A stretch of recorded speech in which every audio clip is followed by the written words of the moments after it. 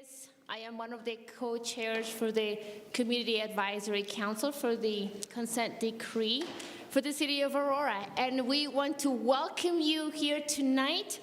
We are so thankful that you took the time from your very busy schedule to be here tonight. And we are here because Aurora is under a consent decree in a voluntary agreement with the Attorney General after the investigation that followed the death of Elijah McClain. The city of Aurora has agreed to make some substantial changes, and we have the independent monitor that has been assigned with that task, which is IntegraSure. And so we are here tonight because we want to hear from you, the community. It is so important that we hear from our constituents. This is what makes this work. We're trying to do the best that we can, but we need to hear from you, what you want to tell us, and that's what we're here today. And so I'm going to hand it over now to Omar, who's going to talk to us about the rules of conduct. Thank you for being here.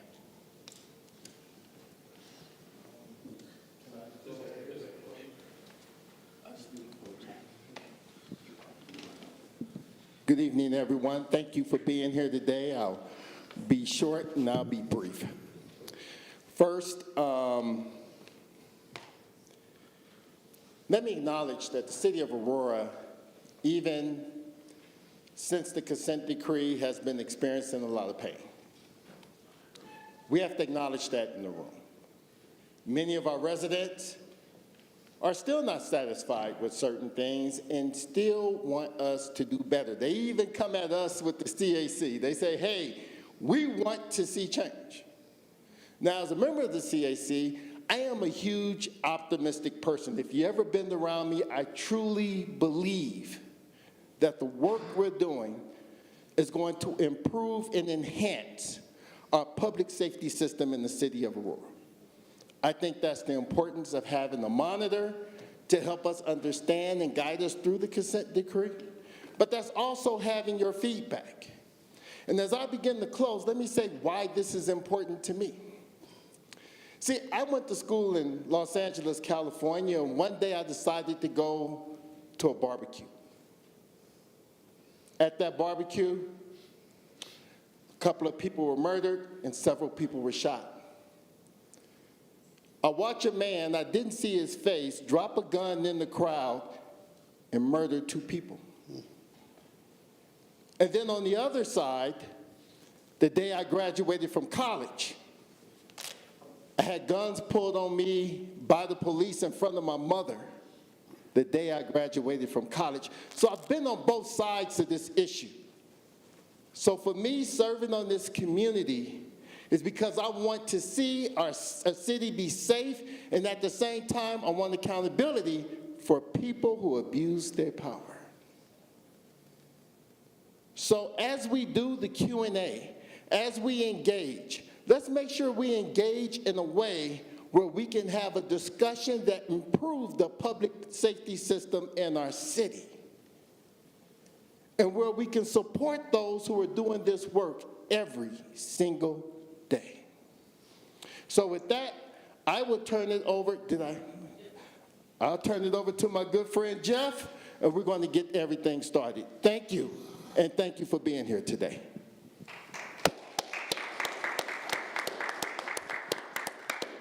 Thank you, Omar, and thank you to everyone in the audience, live, over streaming. It really is a pleasure to be here and to be presenting to you all on the highlights of our RP5. Some of you may be asking, what is RP? RP is reporting period. And we have just published on October 15th our 5th report. And the first 4 were done every quarter. This one covered half a year. And what I'd like to do is go over the highlights of that report, first giving some background on the consent decree itself. And I think probably most of you are familiar that the consent decree grew out of an investigation conducted by the Office of the Attorney General of the state of Colorado.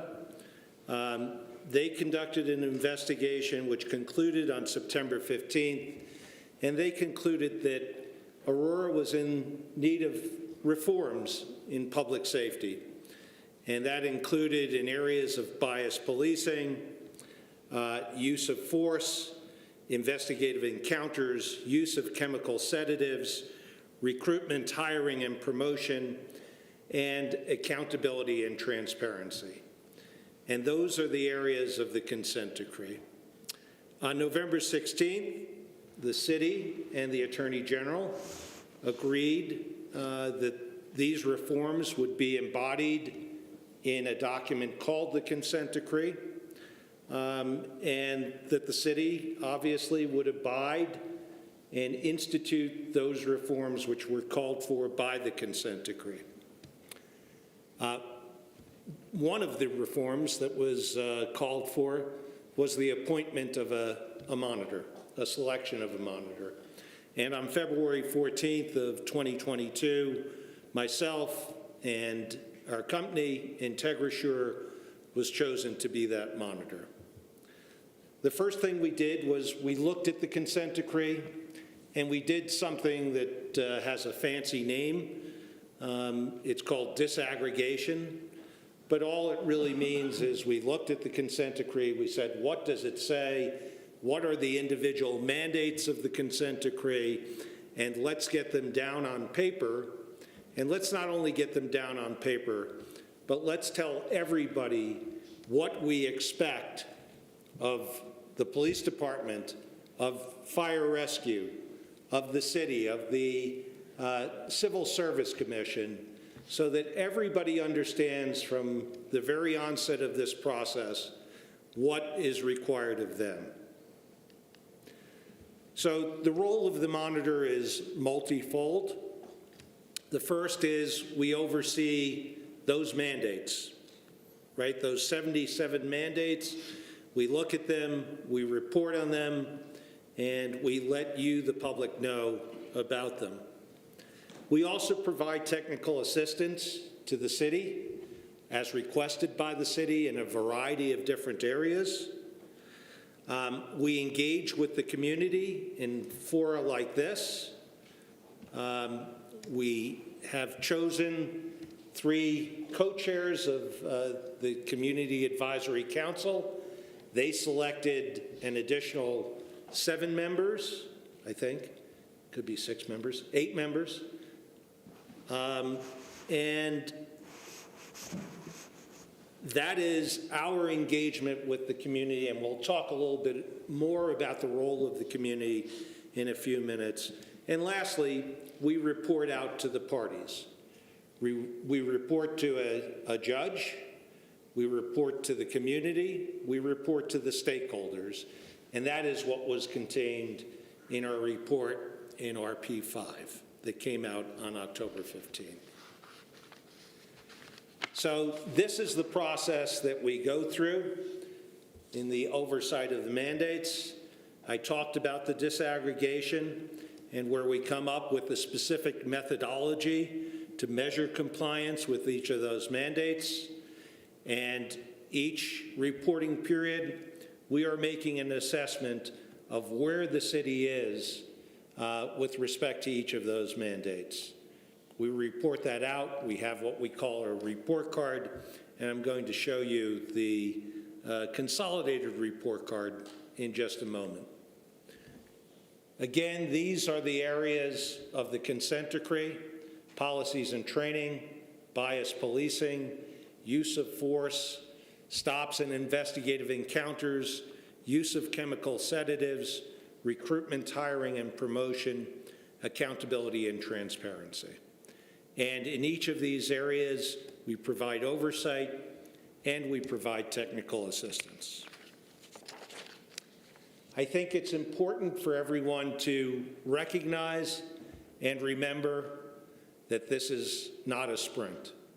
This is a marathon, and it was designed to be a marathon. It was designed to take 5 years. The first 2 primarily consumed with looking at policies and procedures and training and making sure that they represented best practice in policing. And the following 3 years are meant to measure the operational integrity of those policies and procedures. What does that mean?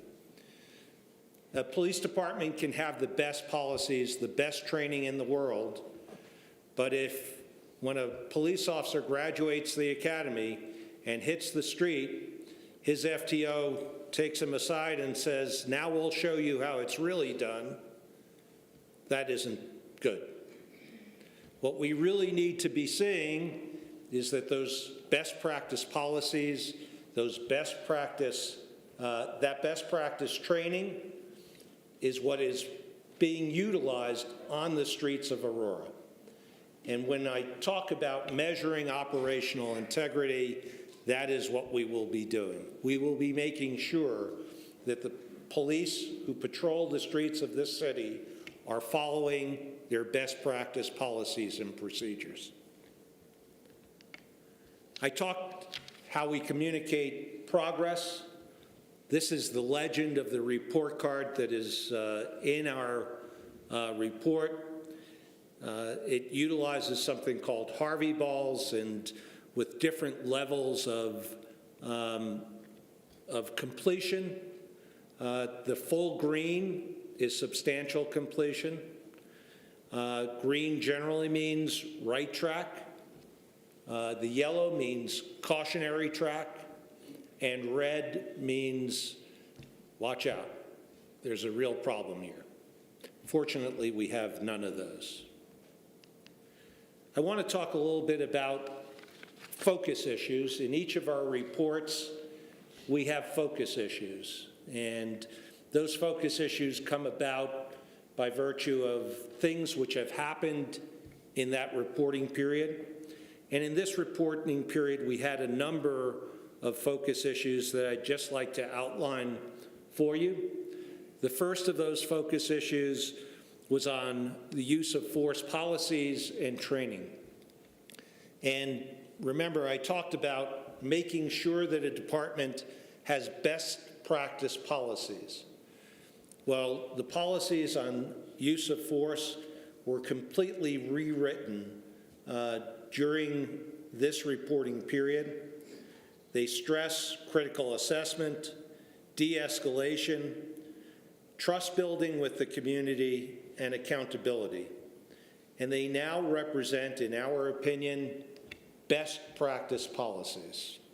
There was also training on these policies which was conducted during RP5. And by the way, these policies can be found online in a variety of different places, including the APD website, our website in our report, and I think they're really worth a look at. The next focus issue was recruitment, hiring, and we had produced a report which had a number of recommendations. During this last reporting period, the Civil Service Commission put those recommendations into effect. Essentially, they called for greater involvement of APD. They required rule changes, and they were geared to hiring the most quality and diverse workforce that could possibly be hired. In prior classes of the academy, during our tenure, those classes had ranged, I think, from 6 people to 9 people, usually in the single digits. This last period, the last class, had 31 recruits in the academy. And we understand that the next academy class will be similarly constituted. So great progress there. We did a special assignment report. There are certain assignments within the police department that rank and file, at least those whom we spoke to, did not always believe was equal opportunity. Sometimes it was friends and buddies who got those special assignments. And those special assignments, by the way, were ultimately considered for promotional purposes as well. So we authored a report which outlined certain recommendations to ensure the fairness and transparency of that process. We worked with APD to implement those recommendations, and I'm happy to say that those recommendations are in place now. Similarly, with the promotional process, we did a report. We made certain recommendations, specifically about utilization of disciplinary history and de-emphasis on memorization. And those recommendations are still pending, need implementation through the Civil Service Commission, and we're working with them to get those implemented. In our last report, our RP4 report, we had talked about having, as part of this report, a baseline study from the National Policing Institute relative to disparities in arrests and uses of force. Unfortunately, due to unforeseen data issues, that report was not able to be incorporated within RP5, but we expect that report to be completed in the next 45 days or so, and we will be issuing a special report with those statistics and NPI's report included. So stay tuned for that. Next, we talked about managing bias and training the APD on managing bias. This is a requirement of the consent decree. It is a delayed requirement. That is, the deadline for that requirement has passed. Part of the reason for that was that CNA, who produced a bias training program, canceled the date. Make a long story short, we ultimately, and when I say we, the monitoring team, members of the CAC, as well as members of command staff of APD, attended a preview session of that training, and we thought almost universally that it was lacking in many ways. And we talked to the chief about it, we talked amongst ourselves, and we decided that really what we should try to do is develop a better training, a training which really speaks to the issues, a training that really speaks from the heart of police officers who do this work every day. And that training, a draft of that training is about 85% done. That draft is a straw man, essentially, that will be reviewed by the chief and command staff, that will be reviewed by the monitoring team, that will be reviewed by the CAC and by the Attorney General's office. And through the review of that training and the polishing of that training, the input from all of those stakeholders, what we hope to come out with is really world-class training in this area that is created by police officers for police officers. The problem with traditional bias training is that sometimes police officers feel that they are being called racist just by virtue of having to attend this training. And we want to get away from that.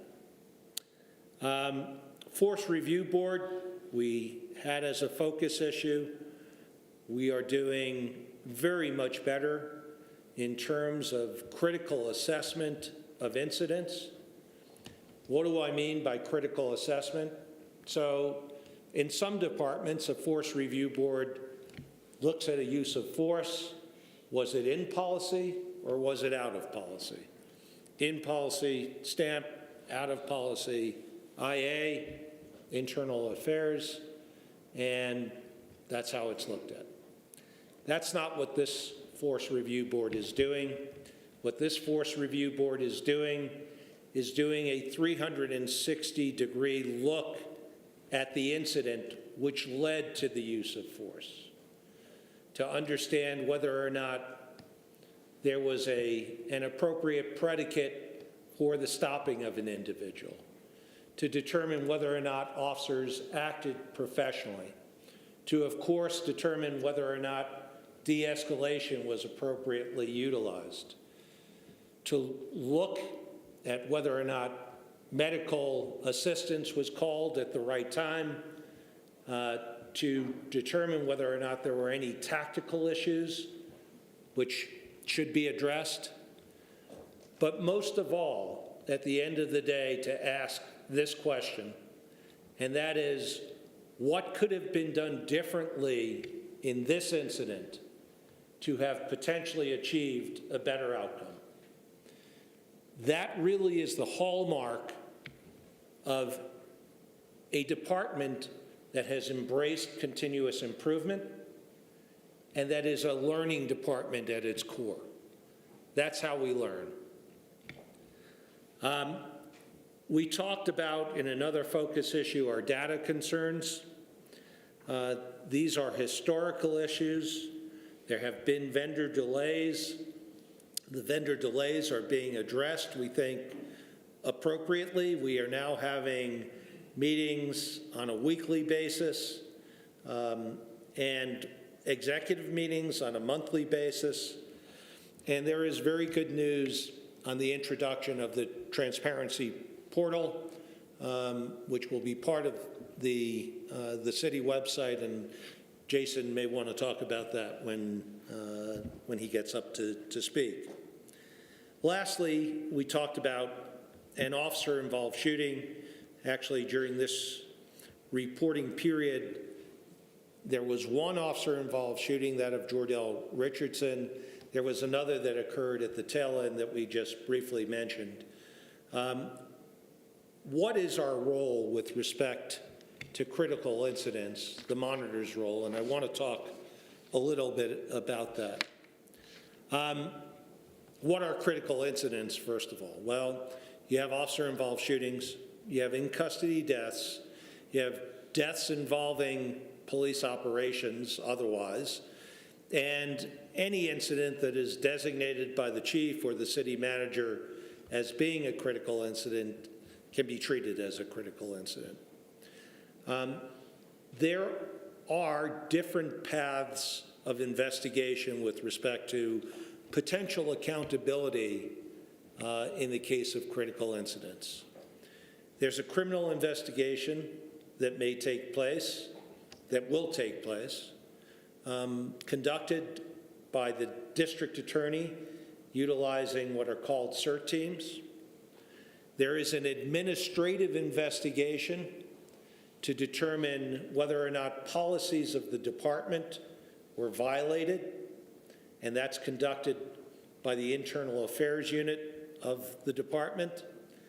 And then lastly, there is potentially a civil investigation and a civil lawsuit which is conducted privately at the behest of someone who has standing in that particular matter.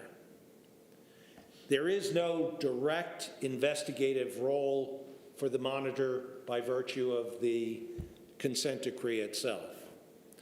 But we can, and in the case of Jordell Richardson, were asked by the city to review and assess the investigation that was done internally, that administrative investigation, and that is what we did with respect to the incident involving Jordell Richardson.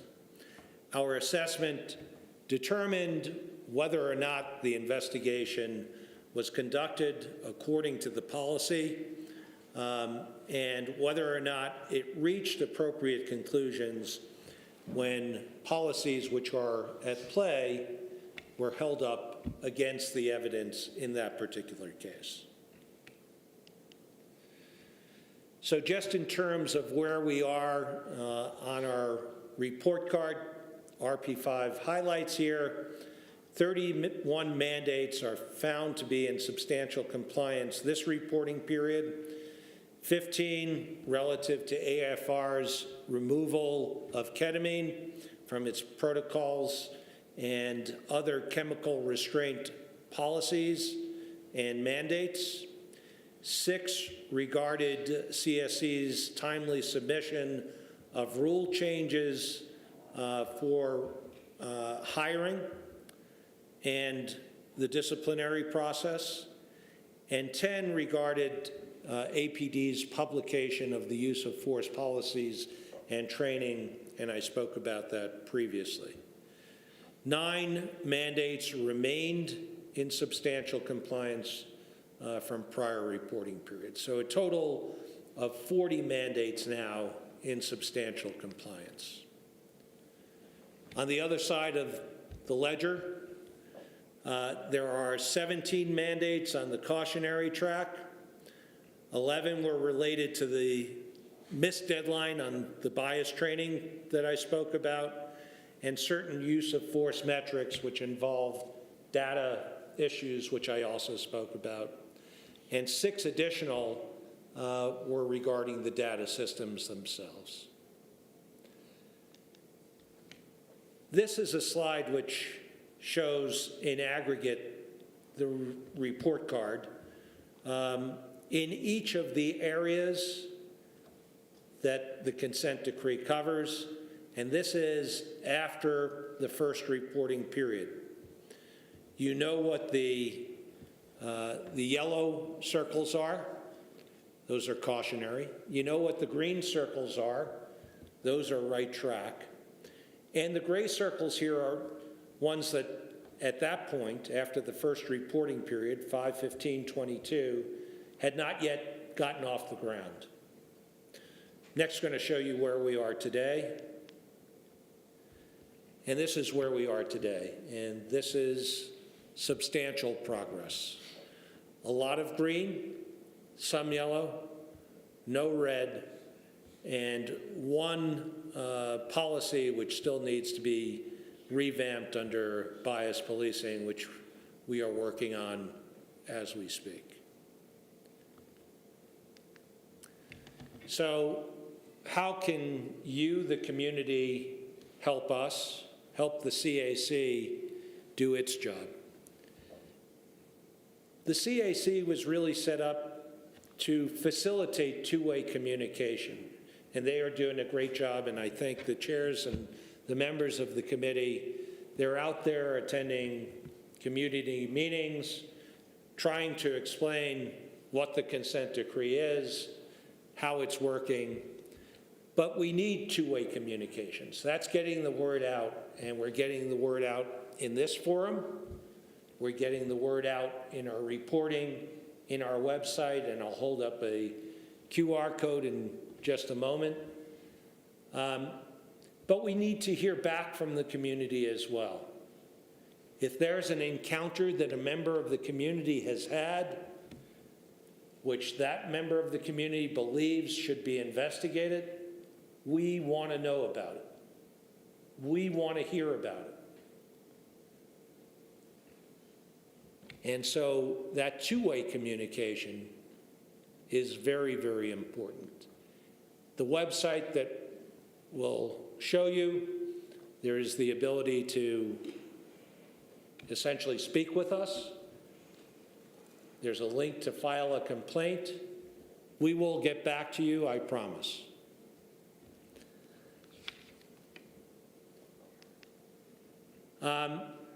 So I talked about the next phase of monitoring being that of looking at operational integrity.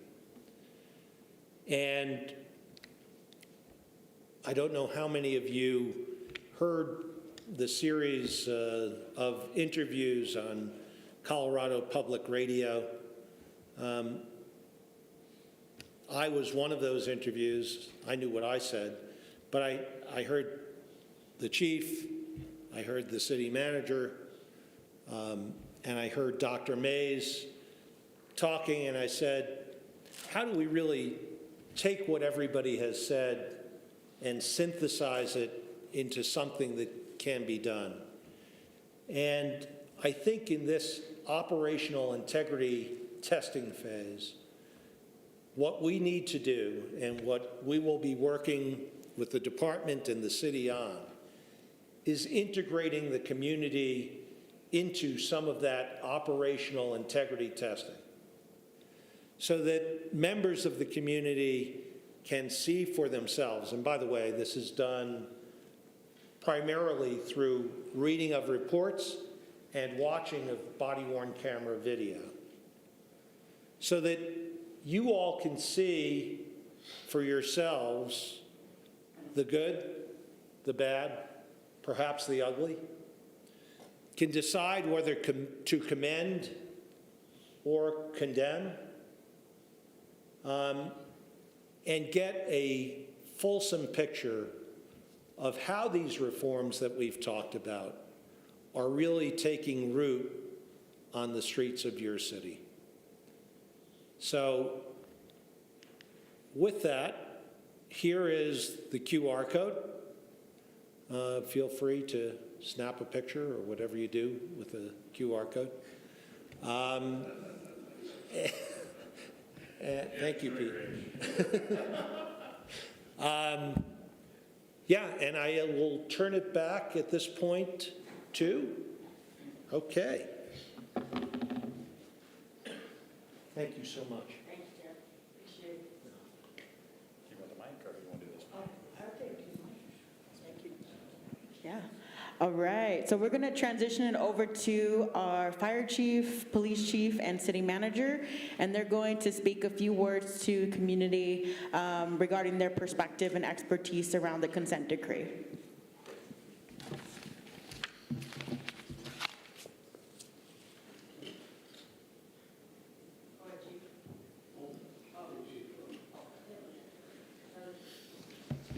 Sorry, I just followed the order that you spouted off, so hopefully I'm ready.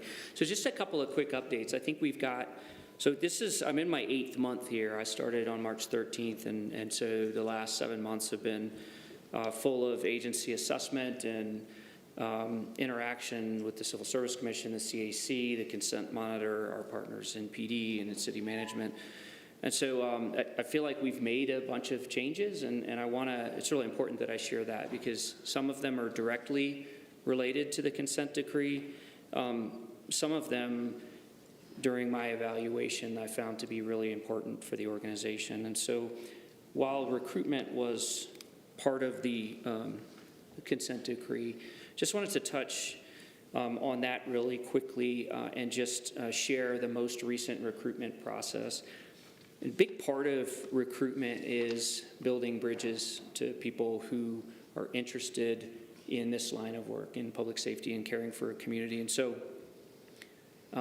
that job is an active role of the department to go and build relationships and generate interest in this business, the business of caring for a community. And so the way you measure success of that is when you have a recruitment process. And I'm pretty happy. I think that this process, while still imperfect and still under construction, really bore some fruit in this last recruitment process. We had 725 applications for the next hiring process for 2024. We wrapped up over 200 interviews with candidates, which is the first time that interviewing will be part of the scoring process. And I think that's really important, because there are some people who may not perform as well on a written test as they do in an interview process and communicating to that group from their heart. And so that will be part of the scoring process moving forward. And of the applicant pool, we had 24% that identified as Black or multiracial in the applicant pool, and 9% women in the process. And so there's no finish line for continuous improvement. We will continue to build bridges, but I do think that this demonstrates that outreach, that bridge building that we've undertaken has introduced this career field to several people who are new. And there's a train of thought that lateral hiring processes will bring in or improve diversity within your workforce. And I think you're looking at public safety agencies across the country that really lack diverse representation within their workforce. And so if you're pulling from other agencies, it makes it really difficult. What we need to be doing and the meetings that we've had and the discussions we've had around recruitment is about building new interest in public safety as a career path. And so I'm pretty proud of that. One of the other things that we're doing over the next 8 weeks is conducting a de-escalation training. And we do encounter people who are in crisis, whether that's behavioral health crisis. Sometimes they're violent with our paramedics and providers. And so it's important that we teach sort of the steps that lead up to transporting that person to the hospital. And part of that, a key part of that, is patience and de-escalation. And prior to this exercise, we had not done a comprehensive de-escalation training program for our paramedics and firefighters on the line. And so we will be wrapping up over the next 8 weeks the third part of a 3-part series. The first 2 components were online, and the last component is in person and actually employs some role playing, which I think is really, really critical because you don't know how you're going to respond until you encounter that. So we will have professional actors who will play out some of these scenarios that we're going to encounter in the field and help our providers be better at exercising verbal de-escalation as they move through caring for the patient.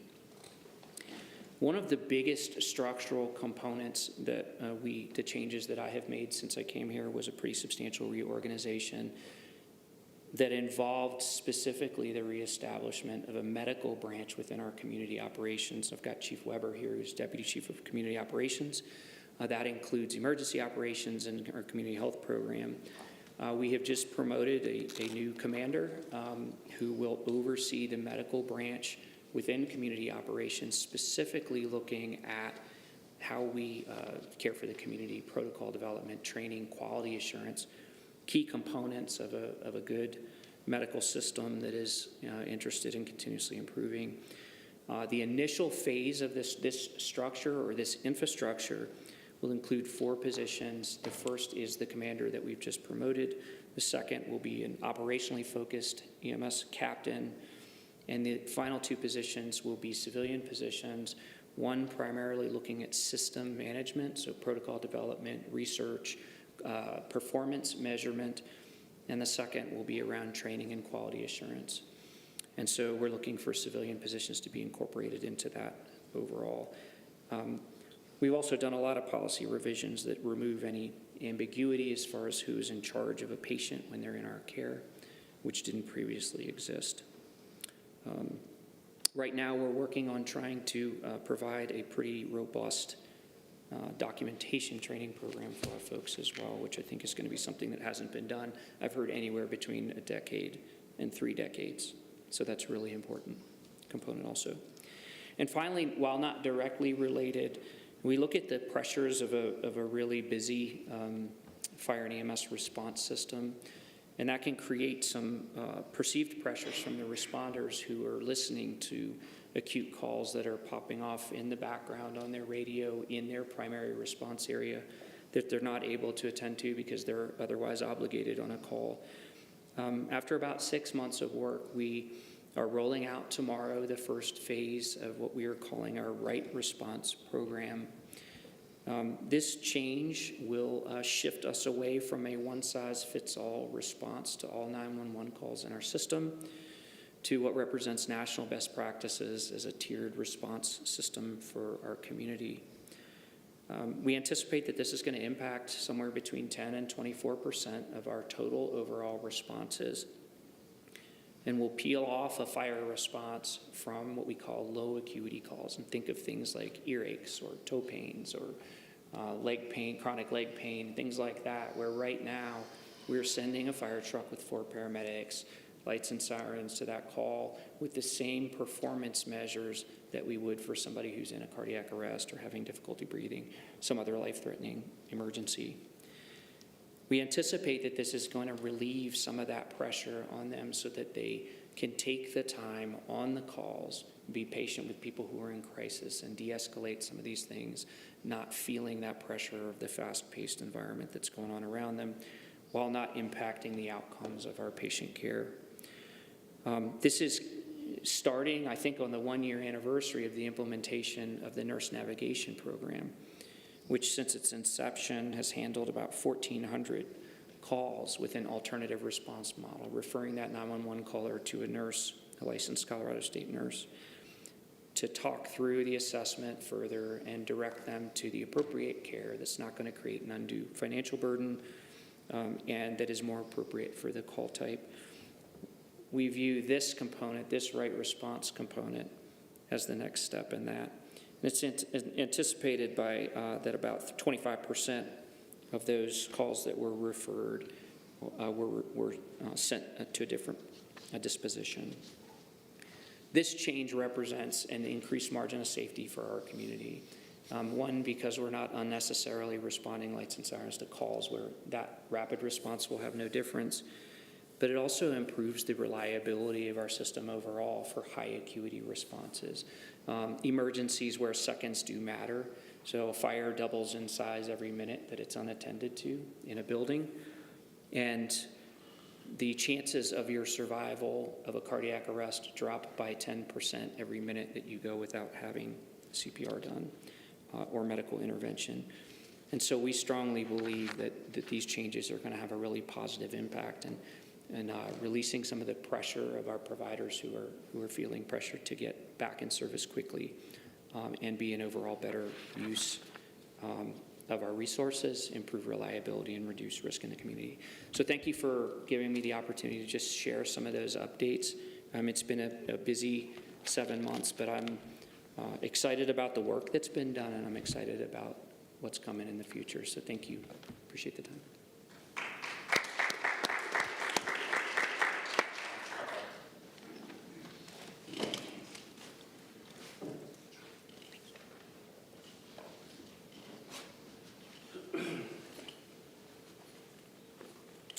Okay, good evening, everybody. Aurora, the Chief of Police. First and foremost, I really want to thank all of our community partners that you probably don't get a lot of credit, you don't get a lot of praise, and you probably get a lot of hardship. And I know how it is, and you're not getting any pay. So thank you for your commitment to our community, for the partnership. We couldn't do it without you. And to the monitoring team, I want to thank you for being great partners and, keeping us on task. And lastly, to the Attorney General, the General Weiser and his team, thank you for being great partners and keeping us on task. And lastly, to the men and women of the Aurora Police Department, I think we have to acknowledge that while some have left, those that have remained are absolutely committed to this process, are committed to creating an organization. It's a learning organization.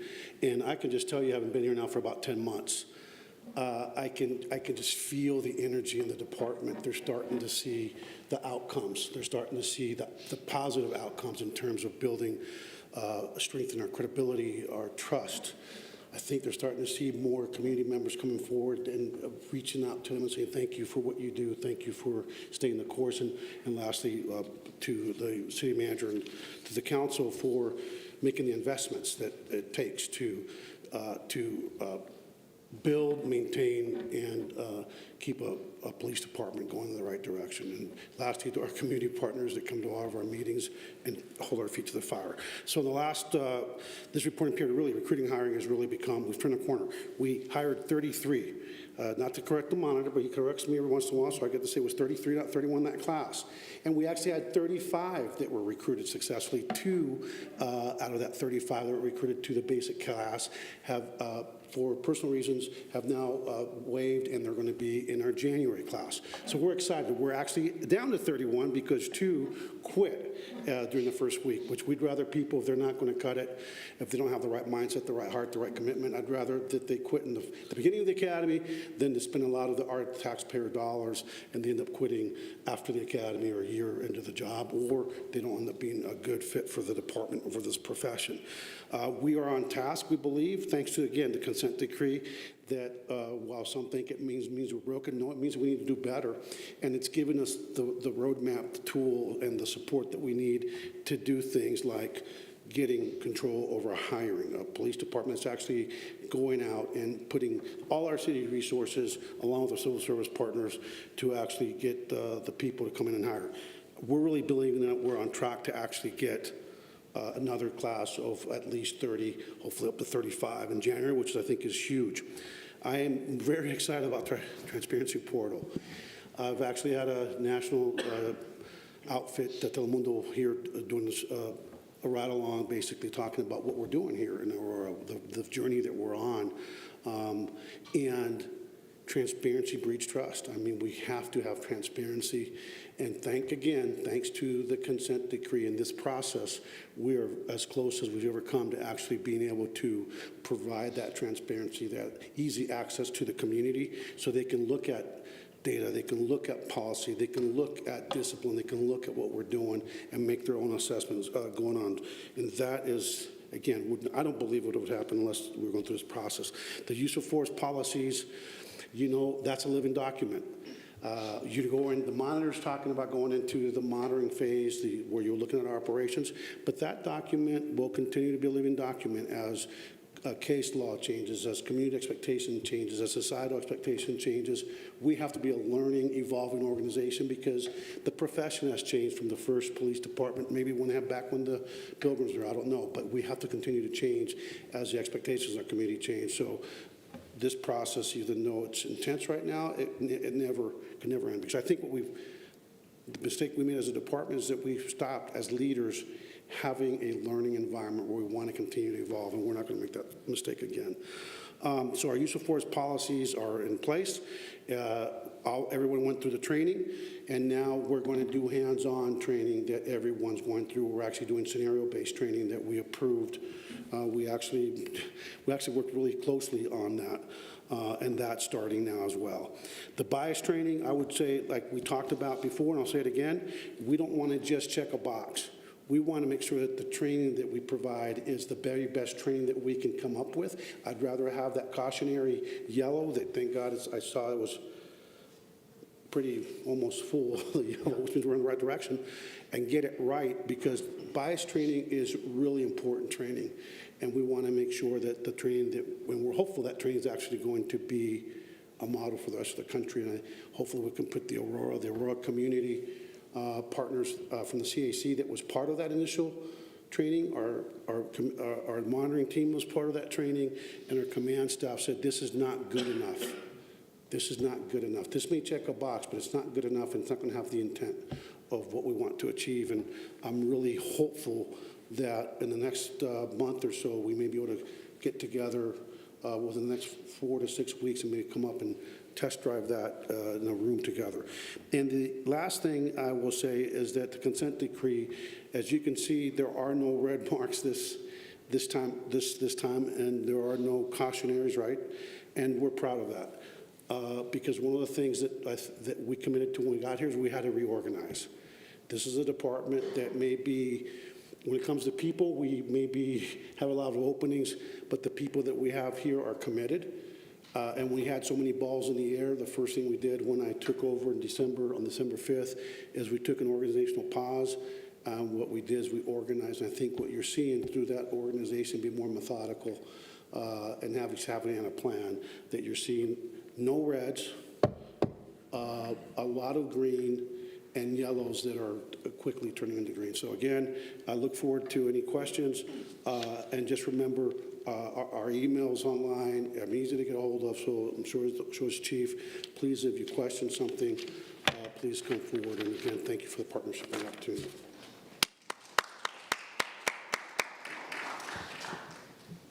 All right, good evening. My name is Jason Batchelor. I'm the interim city manager. Want to just echo some of the thoughts that have already been said. Thank the CAC for hosting tonight. Thank them for their work. I want to thank the Attorney General's office for their continued partnership. Thank the monitor for their technical assistance and keeping us on task. And then I want to thank Chief Otten and Chief Acevedo and each of their respective teams for their hard work to continue to implement the important reforms that and the progress that we've seen for this reporting period.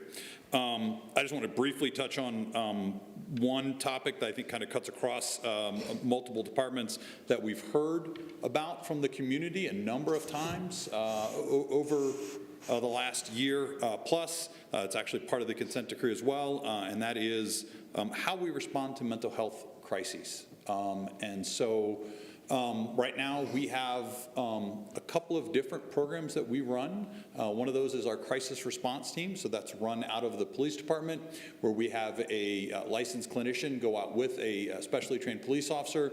They're responding to calls where we're having somebody that is evidencing a mental health crisis, and so they're responding when the criteria meet those.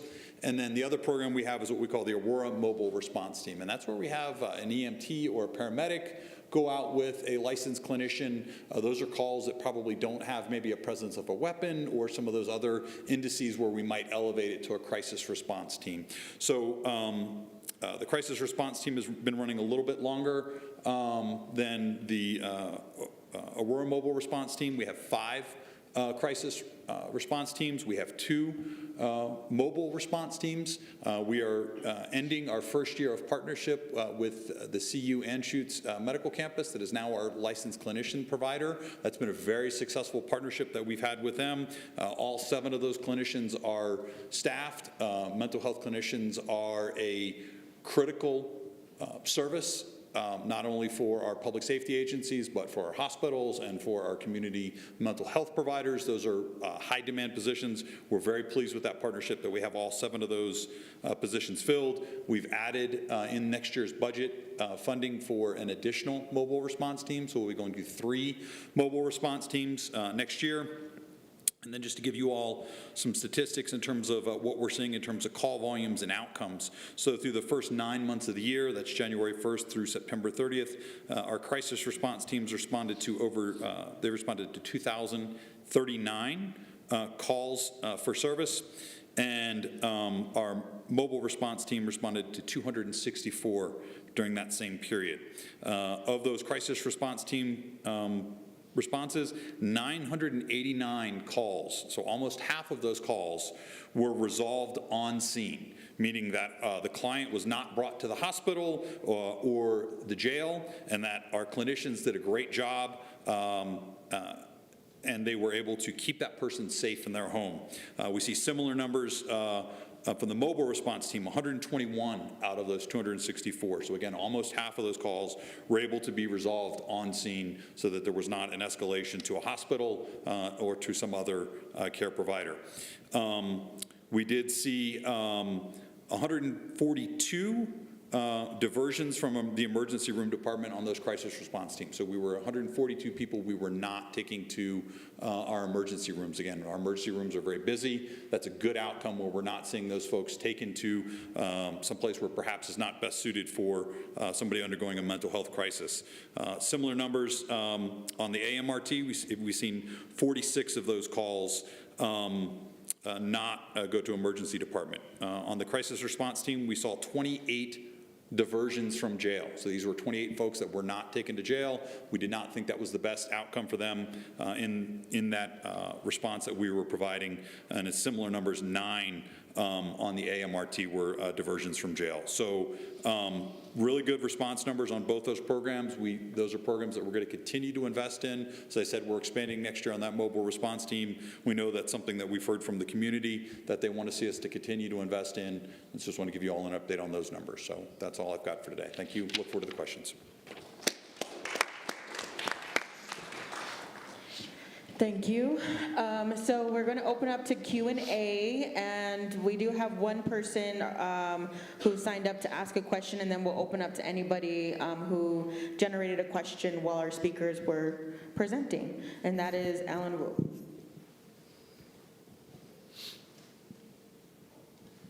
I actually have 6, but I'll let others speak first.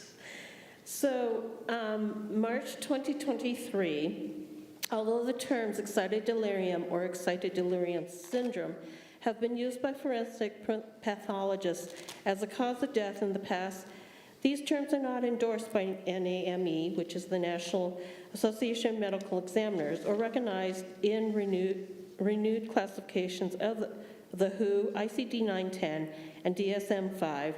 On October 12, 2023, the American College of Emergency Physicians disavowed the white paper that was based primarily on discredited research and racial biases.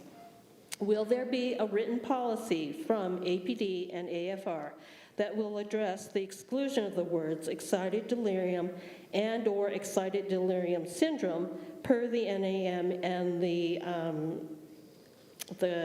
ACEP? I will start. We already got rid of that terminology in our department. We issued a directive. What our officers have been directed to do is that you describe whatever objective symptoms, medical symptoms, whatever you're witnessing, seeing, displayed, you describe it. We're not doctors, we're not scientists, we're police officers. And so we already issued that directive, and that's been passed on to our officers.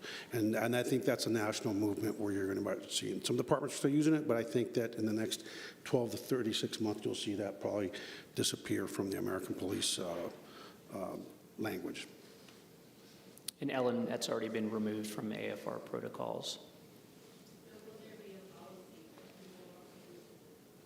Yes, it's already that directive's already gone out. Thank you. Maisha? Yes, thank you all so much for being here and for all the work that you do. Based on the presentation we saw today, it appears transparency and accountability remain in the category of needs improvement. What are some of the initial steps that you plan to take within the next 60 days to get us to the green area? And the second part of that question, are those officers that have been recently removed from the force, will they be reported to the post? The officers that, first of all, for the transparency piece, I think the big part of where we're not in green yet is because our transparency portal has not been completed and launched. The second piece of transparency, I think that I've demonstrated that I try to put out as much information. That's just been my organizational philosophy. I believe that transparency breeds trust. I mean, it does come with, at times you might not get it right, but as soon as you get the information, you update the public. And the other piece that Ms. Maisha, that you mentioned was post. You know, we've seen that the Sentinel did a story on it. I didn't comment on it. Because I didn't have all the information of what they're looking at, and I didn't want to get involved, and my job is not to criticize Post. We have looked, and we've been communicating. Actually, I was going to try to call the Post director today because he's a partner that we have been making notifications, and will continue to do so, because I looked at our records yesterday, and I think Pete's going to pass them on. So I can't comment on what's going on, but I do know that they've had some. It's hard to get people to work nowadays, and so Post, to not to defend them because that's not my job either, they've had some openings they haven't been able to fill.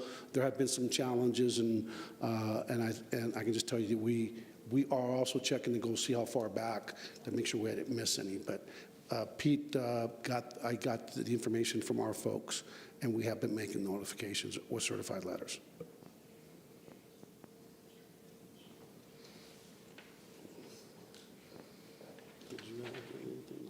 Omar? No, generally as chair, I don't ask a question, but in this particular case, I want to go back to the bias-related training. And I think it was stated that officers feel like they're being called racist just attending. I want to make sure I heard that accurately. That was what Jeff said. I think probably what I would say is that the discussions have been primarily on, what I've heard is the discussions have been around, often training can focus on what not to do. And I think that has to be part of the discussion, but I also think they're trying to incorporate into this the behavioral expectations we want beyond just sort of not simply meeting the minimum requirements of, okay, you didn't display a bias here, but how do we go beyond that, right? And I think, and so that's where the training discussions have been on, is not only do we just have trainings that are say, don't do this, don't do this, don't do this, don't do this, don't do this, to get beyond that and get to try and be positive in terms of this is the type of behavior we expect from our officers.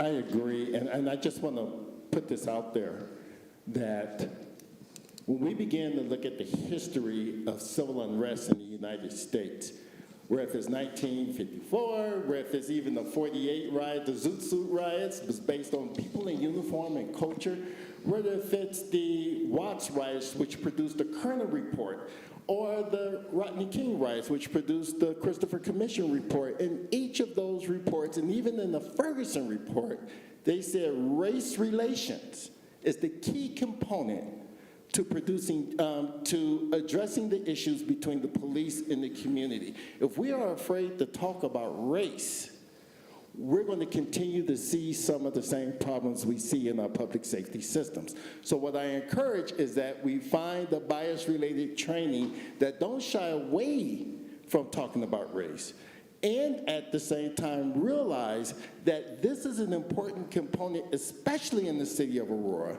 and especially post-Elijah McClain, that we have to have those tough and courageous conversations if we're going to improve anything in the city of Aurora. So Omar, I agree with you 100%, and what we're going to ask for is you and the Community Advisory Council and other members of the community to help us with this training, to look at the training, to make sure that from your point of view, it is meeting the mark. That's what we need to do. It can't just be training from CNA that is training in a box and comes to Aurora and we think it's going to meet Aurora's needs. We decided when we looked at it, it didn't, and that we could do better and we want to do better. Well, and can I add to that too? And I think that you're spot on. The tough conversations they have to happen. But one of the things that we want to do is that there are a lot of really good examples of the good things that our people are doing in terms of dealing with a traumatized community that may be in crisis because of the trauma they've experienced. And one of our subject matter experts in the city that doesn't work for the police department, she talked to us about it. She goes, you know, it's not a bad thing to not just talk about the mistakes, but to actually give a lot of the real world examples right here in Aurora to celebrate the officers that have that emotional intelligence and that know how to deal, to recognize people that may be being impacted by the trauma of their life experience. And so we can do positive reinforcement and recognition as well. So I think the training is going to be exciting. I mean, Maisha was part of it. And when we regroup, I agree that I hope that I don't think you got to make it to the training, that you come as well. But you have to have those tough conversations, because if you don't, but there's ways to have them. And the other thing that I would like to talk about is true restorative circles. I've did them a lot in Austin, and I'm telling you, when you do them right and you have the person that's been in the penitentiary, the person that's had these different life experiences, the officers, and you create a safe space, and they all start talking about their trauma. I've seen police officers cry that just blew me away in front of strangers. And people left those restorative circles. They were just really powerful. I think as we evolve this process, that's something I really want to bring to our community and our department. Thank you. All right, so there is an online question. This individual has asked, what work is being done related to mental health response, especially related to homelessness in relationship to the RFP that is out for the Public Defender's Office? That change has extensive mental health implications. Want me to repeat the question? Sure, I'll tell you. Go ahead. Okay. So I think I understand the question, which is just to update folks what council did. Council passed a resolution asking staff to put out a request for proposal that would look at an alternative way to provide public defenders. So Aurora is unique in the state that it is one of the only municipalities, it is the only municipality that has in-house public defenders. Denver does, but Denver is a city and county. Most other jurisdictions across the state either contract with private law firms or they provide that service differently. So what council has done is passed a resolution asking staff to put out a request for proposals to see if there are other ways to provide the public defender function. That decision has not been made. That request for proposals has not been issued. That's something that will go through the council process to look at what that would entail, including the full breadth of services that the public defender provides. So that's still an open question at this point. If I can. Sure. Part of that question sounded like it was related to mental health response, and so I did just want to touch on that piece too, because I think what the partnership that is existing between police department, between fire and the CRT and AMRT is a pretty strong example of how a co-responder model can work.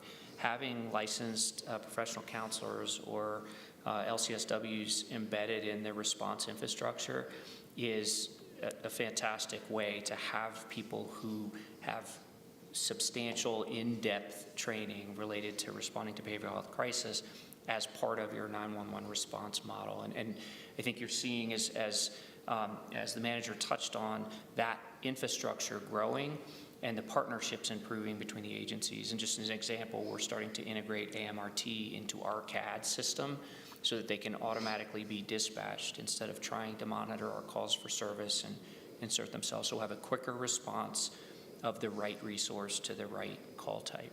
So I think we're headed in the right direction, and I hope that answers part of that first part of the question. Thank you. Janelle? Again, thank you.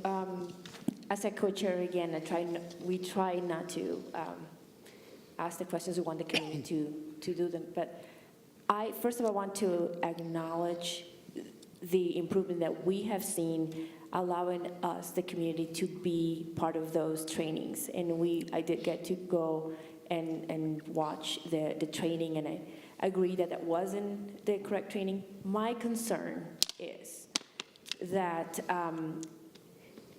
we have heard over and over from the community the perception that it is the police training the police. It is the police policing the police. And once I hear now that you're saying we are developing a program, my concern is coming from Aurora. That you guys are coming up with your own anti-bias training instead of coming from the outside. Am I hearing that correctly? Well, can I answer that? Well, here's how this process works. So the federal government commissioned an organization, CNA, that does a lot of training for the federal government to put together bias training. They presented that bias training, and it did not receive very favorable reviews from any of the participants. So that bias training was placed on hold. They went back to the drawing board. Then they selected us. When they called me, I said, absolutely, bring it to Aurora. We're in the consent decree. We're working on these issues. And so my command staff, the CAC members, and the monitor, and some of the, and our diversity inclusive DEI officer, I haven't slept in 2 days, so excuse me if I seem a little out of it, was in it as well. And so what we did is we took that as the framework of, let's look at this, and now we are working that as the framework to see how can we give this feedback. I don't believe in just telling the federal government and the folks that they hired, hey, your training stinks, because I don't like people that bring problems. We want to bring solutions and suggestions. And so we're all coming together to see how we can use that as a framework to give the feedback and maybe create something. But we're not going to put the stamp of approval. It's going to be you all, it's going to be the monitor, and it's going to be the community that will look at it, and then we'll go from there. But it's not, I don't think it's by the police, for the police. I think it's a collaborative effort between the department, our CNA partners, eventually the Department of Justice, Bureau of Justice Assistance that they work with, and the CAC. And I would take, it would give me a great deal of community pride if we end up putting together, in collaboration with each other, a model for the rest of the country, because I think that I like to celebrate Aurora. I want to celebrate us. I want to celebrate this partnership, and I want to celebrate what this entire process has brought to our community. So I don't want to leave folks with the impression it's us doing something by ourselves, because we're not. Yeah, we're going to make sure that it's not that. And I understand entirely the skepticism or the concern, but we're here, and when I say we, it's you as well, because you will be involved in making sure that what comes out of this process is indeed what we want to see. And I say we, all of us. I will note that some of the best training that is out there for police now, ICAT training, started really with police officers starting that training. ABLE training, same thing. It grew out of the consent decree in New Orleans. So hopefully we will be able to have equal success with this bias training, which really hits the mark rather than missing the mark in what we saw when we attended. Okay, we have another question here. So I'm going to kind of piggyback on what Omar and, I'm sorry, Jeanette has said about the bias training. And I have also learned that it is now DEIB, which is diversity, equity, inclusion, and belonging, which is really, really important. But that brings up the whole thing of cultural fluency. It brings up will not just the committee, community members, will they be part of it? Because there is a whole true lacking of our voices, not on a committee, but the true community, because I see things differently than somebody else. My past experiences are different. And just as of note, October 31st is the anniversary of the Denver riot, of which the Chinatown area that was there was destroyed. Yeah. And there was a lynching of a Chinese man. And it also brings up Vincent Chin. And if you don't know about Vincent Chin, who was killed, and that is all about racial biases. So I am really asking that cultural fluency and the community voices be heard, because if we're going to make it better, then we need those community voices, and we need that trust, because if we are going to be building it, we are the stakeholders, and everybody has to recognize and deal with what went wrong in the past to make it better. Couldn't agree with you more. And, I mentioned during my talk that we had formed the Community Advisory Council, but there is nothing that says that input on this diversity bias training will be limited to Community Advisory Council members, and we'll be doing a broader outreach for that.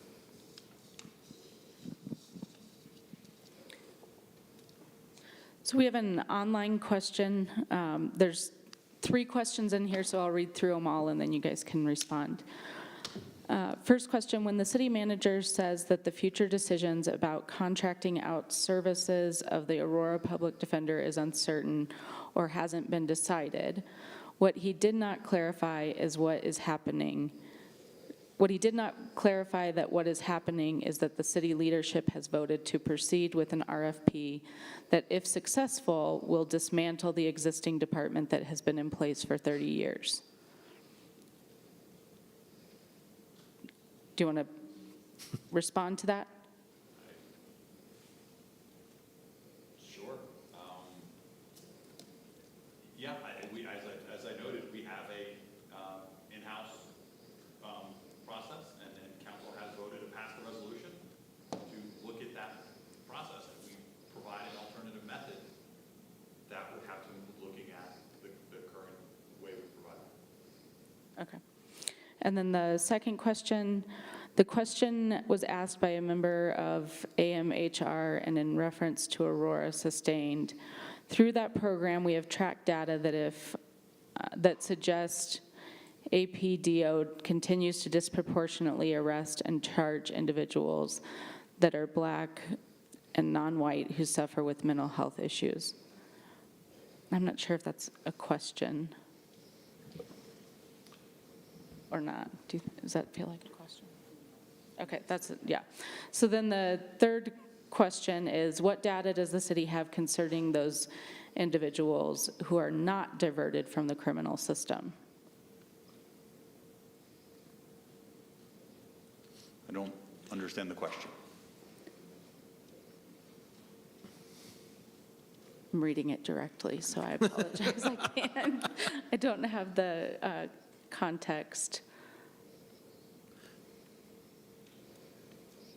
I think I may have read this question, if it's the same one that came in online.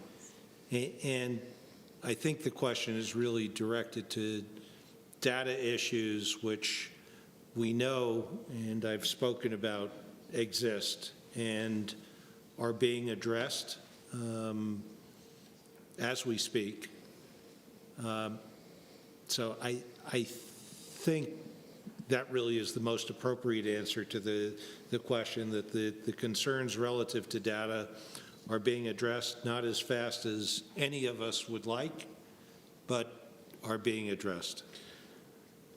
And I think part of it was also people with mental illness that may be a part of the causative factors in folks, especially some of the lower level crimes, that there are no interventions, right? They're in and out of jail instead of dealing with the underlying cause of that behavior, which is mental illness. I can tell you that across the country, not law enforcement, prosecutors, and others are talking about how do we divert folks from the criminal justice system into treatment facilities. Part of the challenge is there are not enough treatment facilities. One of the things that I believe in that I would love to use, that I was trying to do in Houston before I had made that fateful decision to go to Miami with my folks down there, was to start trying to figure out like a commitment where somebody was, instead of going to a year of county jail, that we would put them in a facility where in that year you try to stabilize that person and whatever their issues are in terms of mental illness. That happened in Rhode Island years back, and the recidivism completely dropped because they were able to actually get people through extensive treatment, including psychiatric treatment, psychological counseling, group therapy, individual therapy, vocational training. They were able to transition a large percentage of those folks into assisted housing and eventually into independence. And so those are the conversations that are going on. I think they're going on across the country. The question is, will it happen? And I think it goes beyond, obviously, a city. That's going to take the county and the state and the federal government. But I'm very supportive of that process as a chief, and I think you're going to find a lot of law enforcement professionals are, because some of those folks progressively get worse and worse. Sometimes their behavior gets worse and sometimes get more violent, and we end up with very tragic outcomes because they were in the system out the door, and eventually something really negative happens. And so I hope that that's the direction we're headed as a nation. Yeah, thank you. So I have a question regarding the Public Defender's Office. That's news to me, so that was interesting. When you say it's in-house, I guess this is a two-part question. The first is, when you say in-house, does the City of Aurora fund the Public Defender's Office? $2.5 million a year. $2.5 million. And so with the RFP potentially dismantling the Public Defender's Office, would that lean towards privatization of Public Defender's Office and contracting with the city? That is a possibility. Okay. We have one more question over there with Pastor Reed. I have a question here, too. You have a question? Sorry, there were some questions that were submitted online previous. There were some questions that were submitted online previous to the meeting, but they all involve a great deal of context. So those will be answered after the meeting in writing on the website by next Friday. Okay. All right, we have time for one more question. Okay. So I'm going to go back to the CRT and the other program. It's a good program, but language accessibility, DEIB, translation interpretation services, where are, I see the team, they're white. And I hear the excuses, well, we have translation access to it on the phone. It doesn't always work, and it's not always in the language that people can do it with. And it also brings up the other question, yeah, you may have kept them in the home, but then, and what happened to them? Where is the follow-up? And it also brings up the other question of I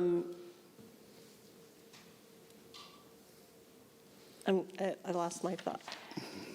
So they see them, and they have kept them out of the ER, but where is the follow-up? If they truly, truly need mental health services by a provider, or if they need housing assistance, where, and, or even transportation services. What caused them to go into that crisis? Where is the follow-up for them, and where is, I mean, it just because you've diverted them from the ER does not mean that they are better. Sure.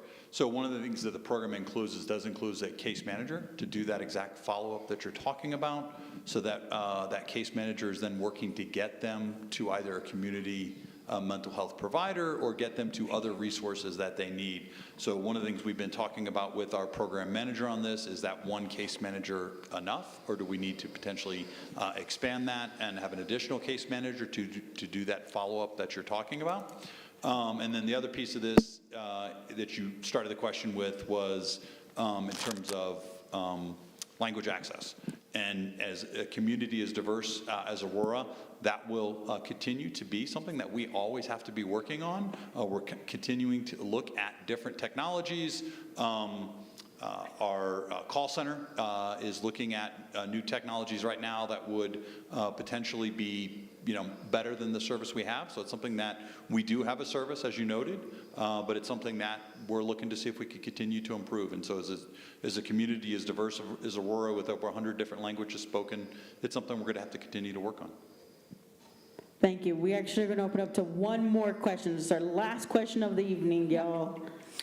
Okay, so this is from the previous chain of questions. How will the expected data track case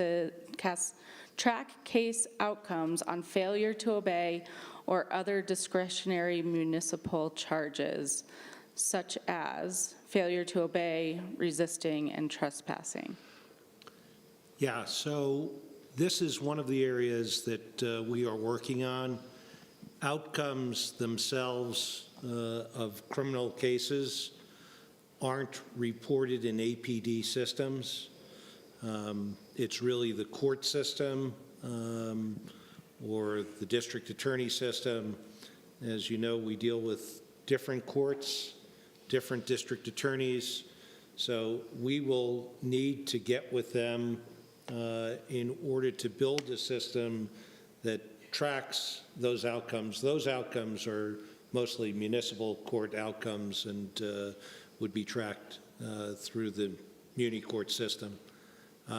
So we're working on that and hope to have something in place by this reporting period. All right, and closing us out is Ron.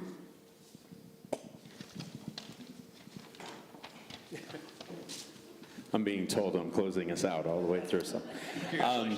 Well, first of all, thank you on behalf of the Community Advisory Council. This process is critical, and for all of us to sit in space and to be able to hear feedback, to be able to center our humanity as we go through this process. I heard lots of technical solutions tonight, and I thank all of us for leaning into those technical solutions, because those practices and beliefs are going to drive where we go.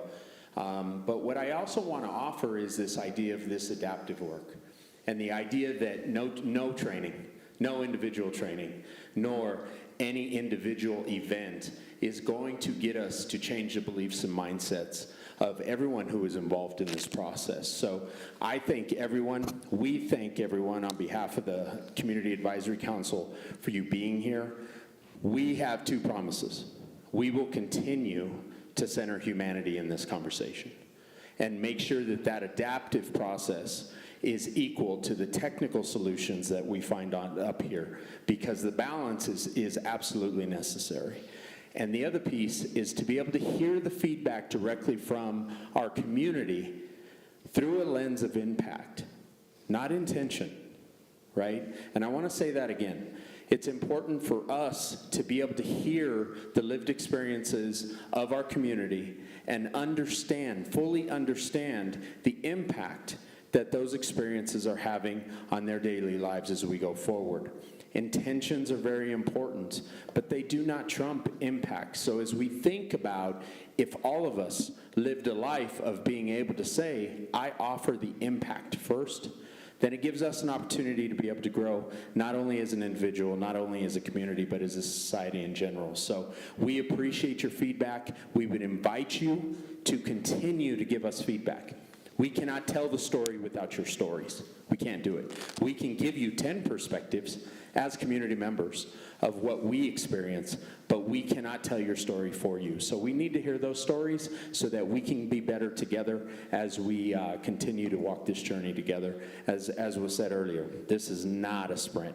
It's definitely a marathon, and we need to know and hear from you to be able to be responsive in a way that's going to hold the hearts of our entire community. I just want to say thank you to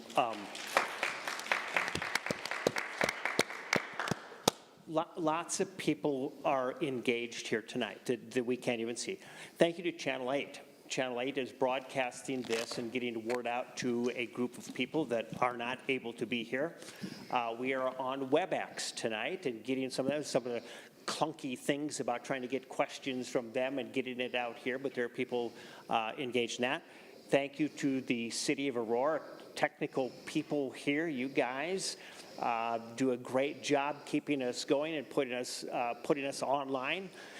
We are grateful for Chief Acevedo, Chief Otten, for, I was going to call him City Manager, but I noticed up here it still says Interim City Manager Jason Batchelor. Let me just sort of, City Manager Jason Batchelor, I'll just sort of announce it here tonight. Thank you for being here. It is important that you are here. That sometimes these public forums are difficult and you hear things that aren't fun to hear, but it's important that you're here and are listening to the community. We really do appreciate your presence here and your thoughtful answers. We are grateful to Jeff and to Aaron from IntegraSure for their participation here tonight. All CAC members, good job. Stand up, CAC members, so everybody can see you.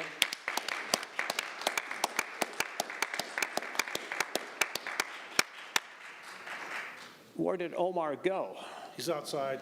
Oh, he's standing up outside. Okay, that's okay. And the rest of you for being here, thank you. We should also acknowledge the Attorney General's office is here tonight and play an important role in this. And so thank you guys for being here tonight. Thank all of you for being here. As Ron said very well, it's going to take all of us. It's not going to go quickly. It's not going to be perfect, but we're all in this together, and we will keep on trudging forward. And please continue to give your input. You can always go to the IntegraSure website and give input.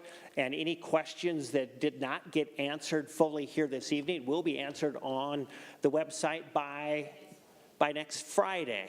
So all the answers will be on there. You can submit questions on there. Also, most of you know members of the Community Advisory Committee or Community Advisory Council. Come and talk to us. You know, we're happy to engage in all kinds of ways. So we want this to be as open a process as possible with everybody engaged as much as we can. So thank you for being here. Thanks for this time together. Go Nuggets.